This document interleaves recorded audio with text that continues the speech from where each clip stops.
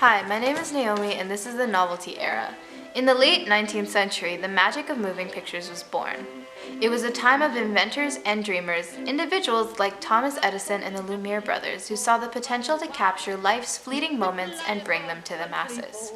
In the 1890s, their pioneering work gave birth to the first motion picture devices, such as the kinetoscope and the cinematograph, which projected short, mesmerizing scenes onto screens, leaving audiences in awe.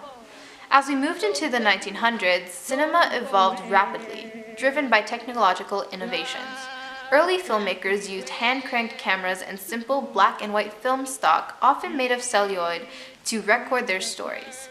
The Lumiere brothers' cinematograph, a portable and versatile device, allowed filmmakers to take their creations to various locations. The dawn of narrative storytelling in film transformed it from a mere curiosity to a powerful medium of expression. The iconic The Great Train Robbery from 1903 by Edwin S. Porter was one of the earliest examples of a film with structured plot, shot using stationary cameras and rudimentary editing techniques. Silent film stars emerged during this period, enchanting audiences worldwide. Charlie Chaplin, known for his physical comedy and iconic character the Tramp, brought laughter to the screen. Mary Pickford, often called America's sweetheart, captivated audiences with her talent and charm, breaking new ground for female stars. By the 1910s, the foundations of Hollywood as we know it today were being laid. Studios like Universal Pictures and Paramount Pictures began to dominate the industry, centralizing film production in Southern California. This shift marked the start of Hollywood's rise to becoming the entertainment capital of the world. These early decades of film were a time of innovation and artistic exploration. Filmmakers pushed the limits of available technology, experimenting with new techniques and storytelling approaches. They laid the groundwork for the vibrant future of cinema, shaping it into the influential and diverse medium we cherish today. From humble beginnings to the dawn of Hollywood's golden era, the early years of film were a journey of imagination and innovation that would shape the world of entertainment for generations to come. This was the novelty era, and thank you for listening to my presentation. The little girlie feeling blue said I'll go too.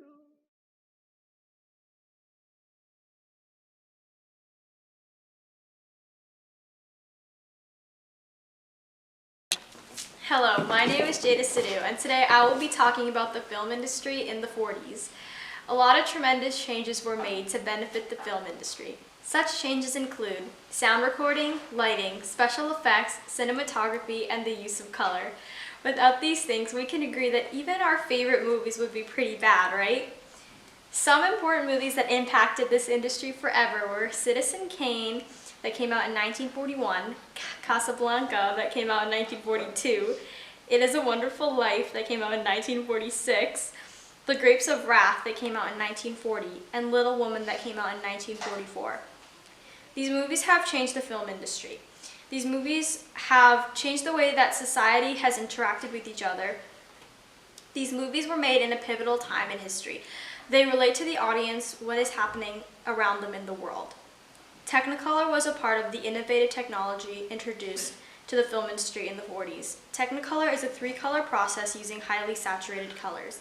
The three colors that Technicolor used is red, blue, and green. The first movie that used Technicolor was called The Gulf Between. Thank you for listening and have a great day.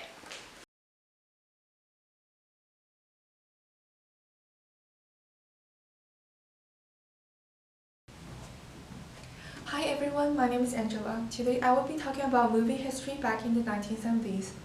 1970 is an era that is considered golden for filmmaking. During that period of time, the Hollywood studio system abolished its restrictions on film content, which means the elements on language, adult content, and asexuality had loosened up. This move led many directors to make more unconventional, innovative, and avant-garde movies. Many 1970 movie directors saw a brighter future for the movies that are more gritty and realistic. Soon after this was discovered, it became a cinematic style and filmmaking techniques. During that era, storytelling which focused on character-driven narratives, exploring complex and often dark themes became the mainstream style. Top movies like The Godfather Part 2, 1974, Blazing Saddles, 1974, Killer of Sheep, 1978, Nashville, 1975, and The Godfather, 1972, raised a wave of excitement at the time. The censorship and cultural background is also a big factor leading filmmakers to be creative in expressing certain themes, including violence and sexuality. Technical limitations also encourage producers to make their films unique and fantastic. Consequently, their hard work made their film experience famous in iconic soundtracks and also resulted in music becoming integral in filmmaking. This has also led to subsequent films to follow suit, attentively in the use of music. In summary, the movies in 1970 experienced a great change which made the entire film producers produce more profound films. We can all see the movie expressions become diverse. They are shaped by their unique cultural, technological, and artistic contexts, resulting in distinct cinematic style compared to contemporary films.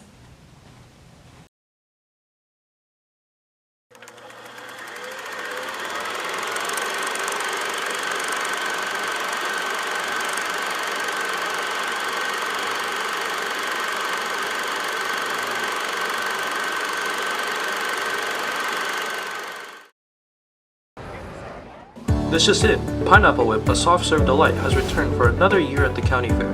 This generation-old treat has been ready to serve since 1974 and started at the Ozark Empire Fairgrounds. And despite being relatively old, Pineapple Whip has been a local favorite. Everyone who's been to the county fair has agreed that Pineapple Whip is the most amazing treat that they've had, a must-get sweet relief in the hot summer sun. But once you've had it, it's a tradition. You got to come back and have it. And if variety is a need for you, Pineapple Whip offers many tasty dairy-free flavors such as mango peach, strawberry kiwi, grape, and so on. That's it for now. Reporting in, Benedict from Rebels.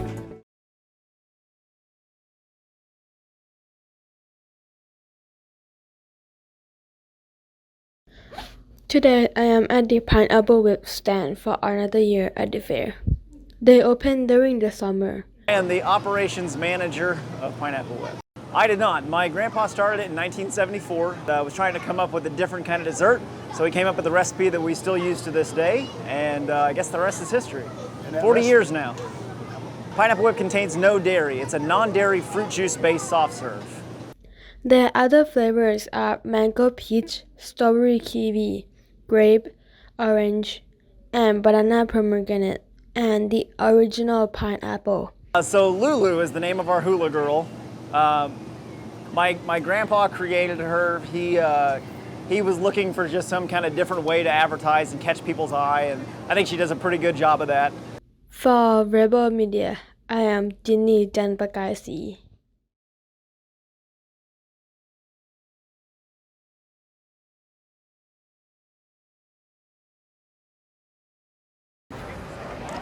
The Pineapple Whip is back for another year, refreshing people's summer since 1974, bringing people from all ages to enjoy their ice cream. Cool, and I've came to the Ozark Empire Fair since I was a little kid, and I've always heard of Pineapple Whip, so this is cool that it's local. For Rebels Athletics, I'm Gabriel Costa.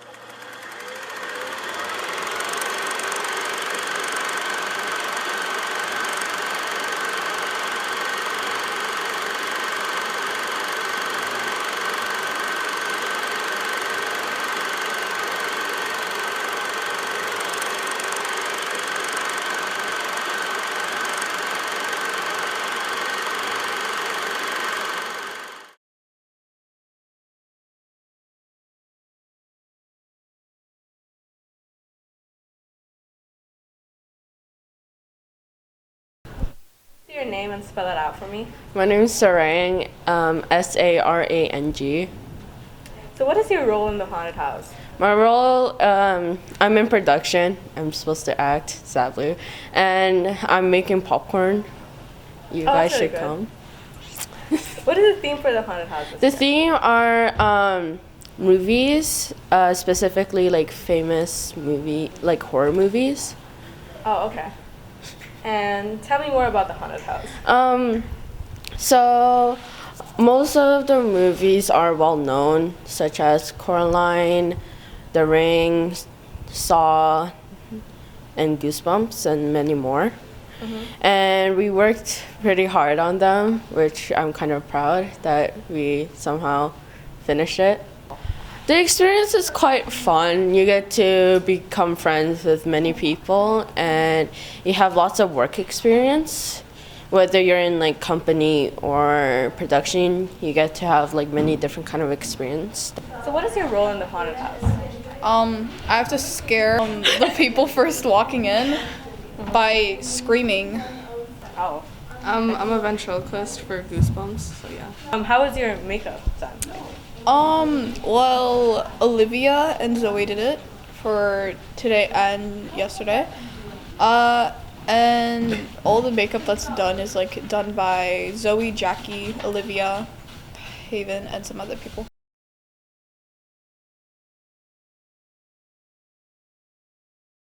My name is Miss Dewar, Dewar, Miss Dewar. Thank you. So how's it like directing the cast? This has been a really fun one this year. It's a really big group, so we have 40 actors and that are actually performing, and then we had more than 70 students who are actually building the sets and scenery and lighting and things, because we have brought together theater production stagecraft and also dance production stagecraft. So yeah, there were lots of kids contributing to the experience this year. The theme was easy. We had a few options to begin with, including like a zombie apocalypse and I can't actually remember some of the others, but we arrived at wanting to do famous moments from classic horror movies pretty unanimously. It was an easy choice this year. That's pretty cool. Yeah. Well, it's always a creative experience, because we have a mix of what we see in terms of like our vision and our planning, and then also what we can use and recycle from the space, because we don't have a huge budget for it. We don't make a ton of money, so we try not to spend a lot of money on it. So it's a lot of things that we find or develop or repurpose or move around. So for example, like these flats here of the church windows, that's from a play that we did a few years ago called The Outsiders. The flats here of the trees were just donated by a friend of mine one year. My husband works for a restoration company, so I get him and his company to donate materials like cardboard and the plastic poly and things like that. We really try and just do the best that we can with the little that we can. So it's a lot of painting and placing and organizing, I guess. Help! You need to get out! No! Please here! Please get out! You have to get out now! Please! I have to. Did you hurt Danny? No. Don't lie to me. He probably did it to himself. How can you say that? Have you seen him? What's the matter with you? All work and no... I'm so sorry about that. Please, have a seat. Now, where's the birthday girl? Oh, Coraline! You're not throwing vines into my eyes! Get out! You have to wake up. Please wake up. Help me! Get out of here, please!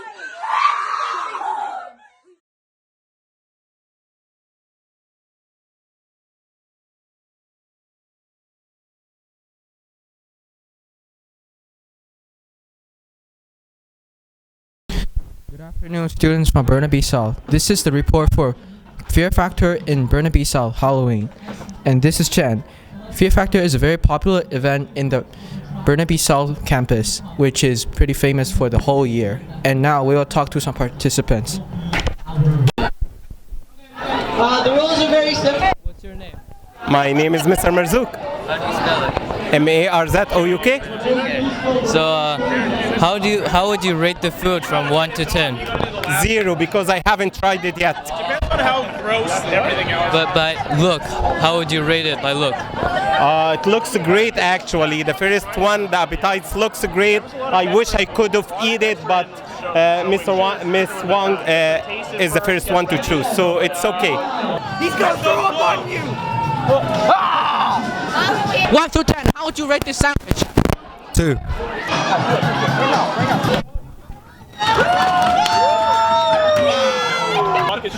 If this is your meal, are you gonna drink this food? Drink it. I drink it and I ate it as well. Yeah, it's so great. It's a good soup. I wish that every student can have one.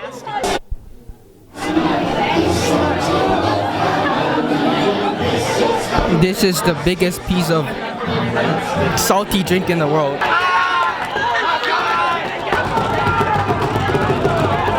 How do you feel after eating the food?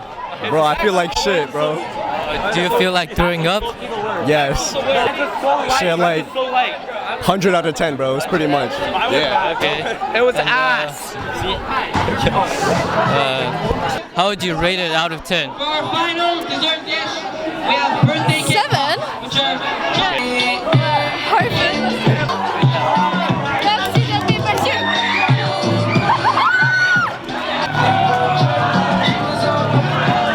It was a 5. Yes. It was actually not bad.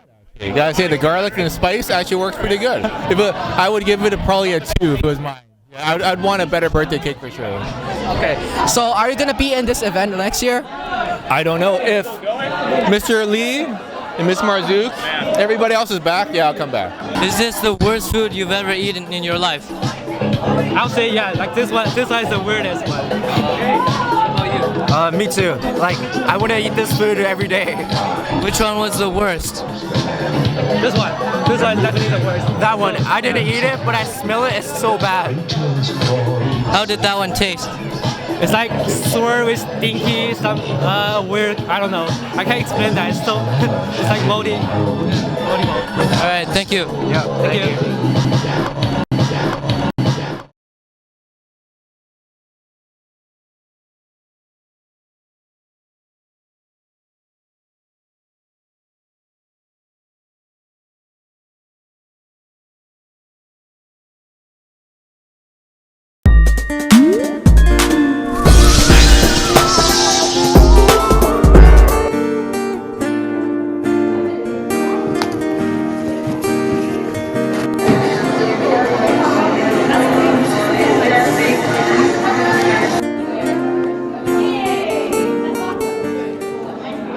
Hi, I'm Angel, a grade 11 student at Burnaby South, and I'm here with the representatives of Haunted House. Now let's go chat with Emily, who's the contributor to this year's Haunted House, to have a closer look at the event.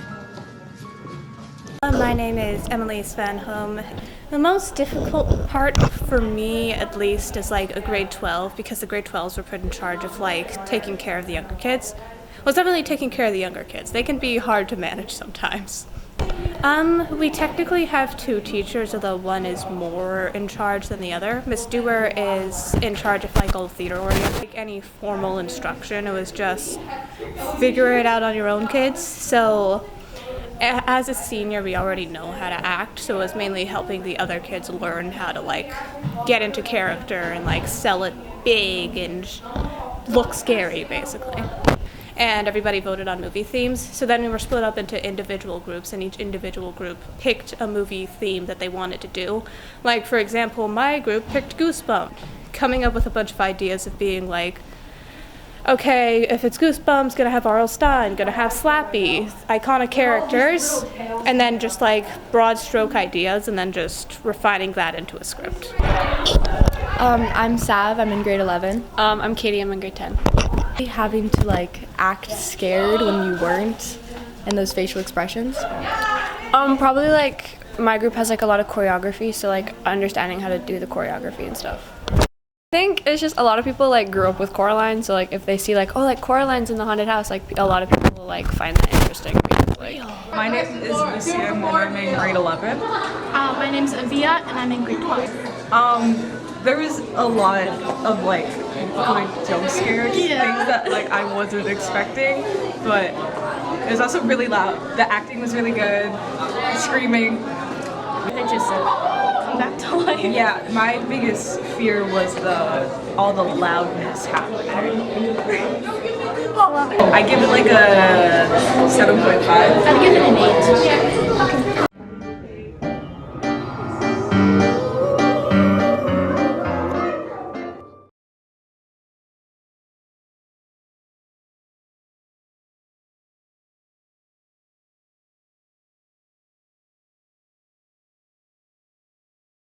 Hello, my name is Ashley Clark and I'm here in front of E119 to interview Interact's Crochet Sale chairs Selena Gandhi and Ethan J. Crochet Sale is an event hosted by Interact in the year 2023. It's the first event of its kind, and we are making crochet products. We're selling them. We have tons of products where pumpkins, ghosts, and even craft kits. It's for a variety of ages, super affordable, and it's a really fun event to do, but it's very, very time consuming.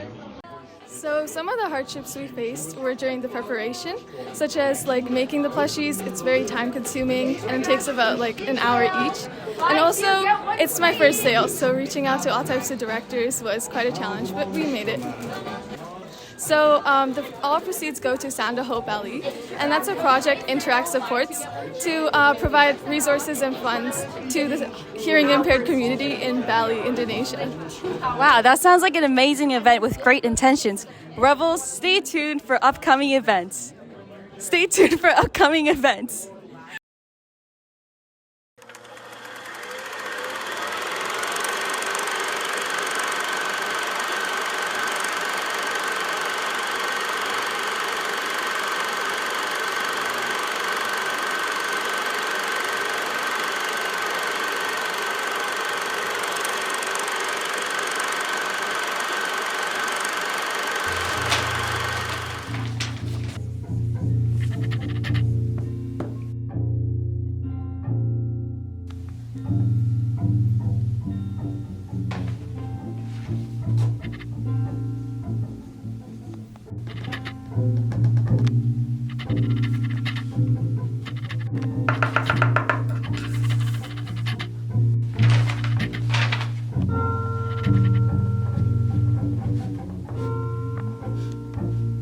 Perfect.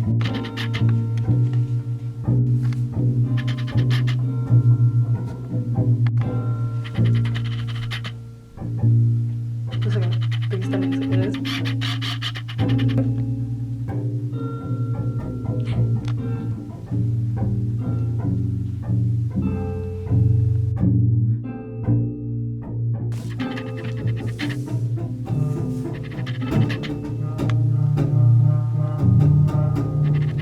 Oh.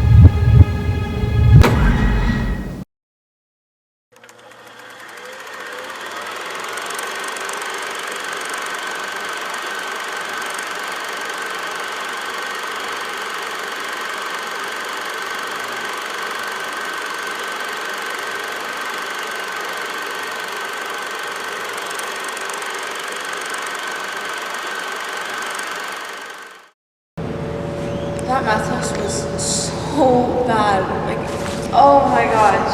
I swear, I studied so much for it and it could not have gone worse. Did you understand like then exercise number 5. I really don't know how to do it. Okay, so your total is 25. Okay.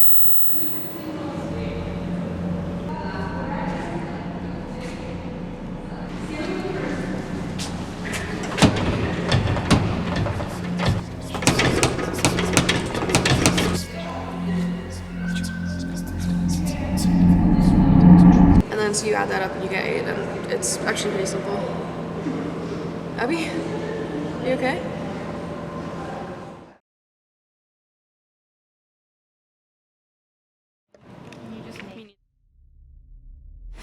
Because yes. So I can just go for what? Have it eat up all the store.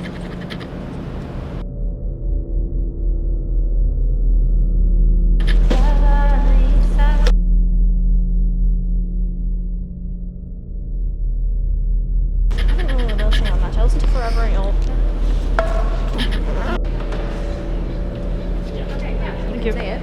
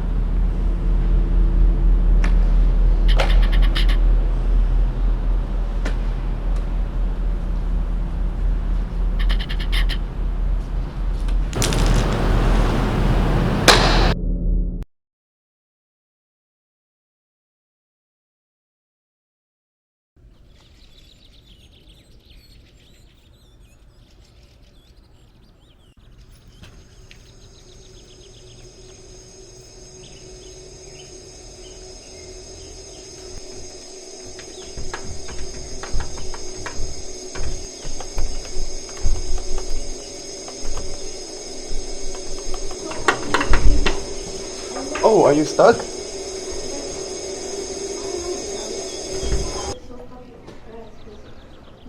Thank you.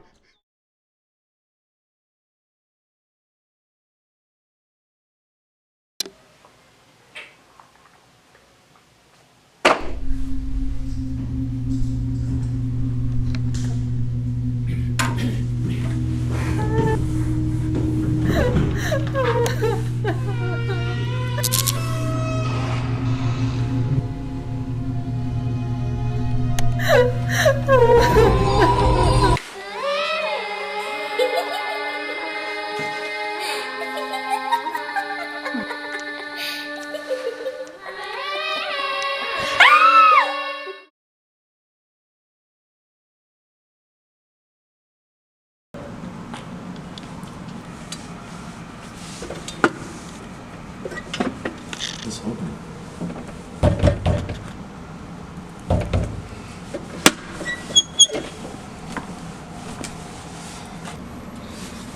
God, bro, why is this locked? Try the door again. Who said that?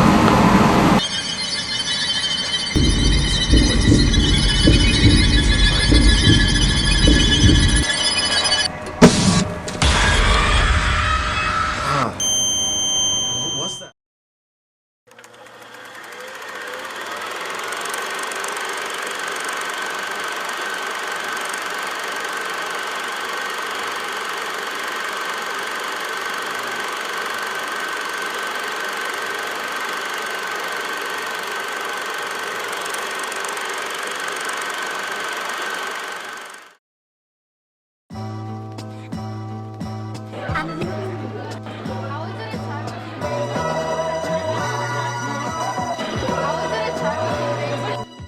My name is Ella, and my pronouns are she, her. Can you tell me what is the purpose of the Winter Spirit Week? The Winter Spirit Week is a week to celebrate all of the different holidays within winter, such as the winter solstice, Kwanzaa, Hanukkah, and Christmas. And it is a good occasion to bring the whole school together. Can you tell us about what happens on each day of the Spirit Week? On Merry Monday, students are encouraged to wear their most festive and most holiday enthusiastic apparel and clothing, such as like Santa hats. On Toque Tuesday, students are encouraged to wear a toque, as it is sort of a Canadian thing to wear toques. On Wednesday, you are encouraged to wear your like pajamas, a onesie, bring a plushie or a pillow to school. And on Twin Thursday, you're encouraged to dress up the same as a friend of yours and pretend to be twins, I guess. My name is Amanda. For the Spirit Week, what there is to do? So for Monday, we're doing a festive frenzy where we'll be decorating ornaments for a specific grade tree. And for Twin Thursday, we'll be having an ice cream event where whoever wins from the tree decorating, you'll receive the ice cream. How long does it take to prepare this event? For this event, it took us about 1 or 2 weeks, or maybe even the month, because we had to paint the posters and prepare the events, so it took quite a bit.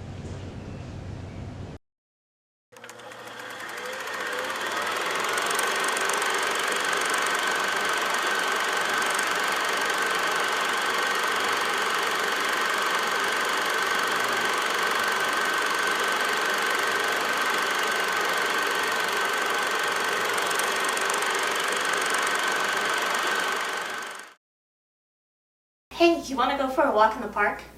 Since when did you want to get out of the house? Since now. Now come on.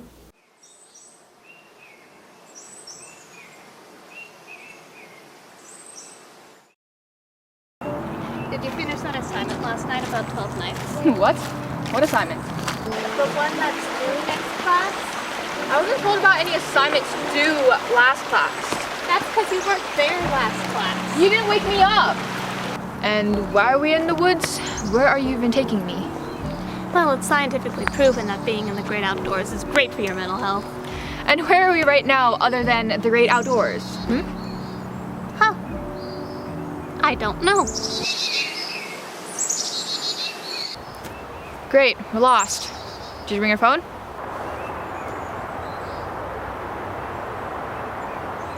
Great, my phone's dead. Well, no point in getting any more lost. Why don't we just stay here for a while?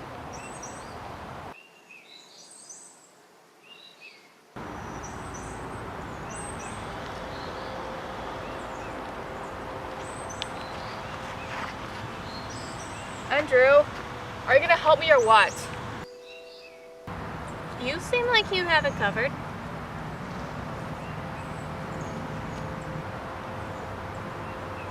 Do you know how to build a fire? Maybe. Seriously. Yes, did you say something? Nothing.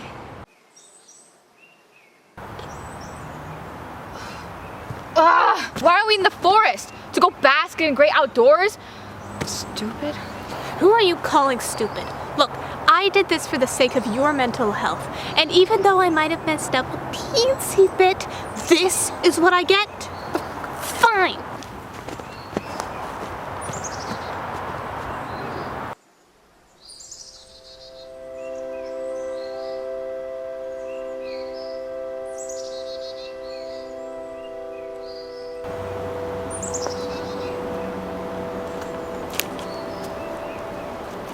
Hey.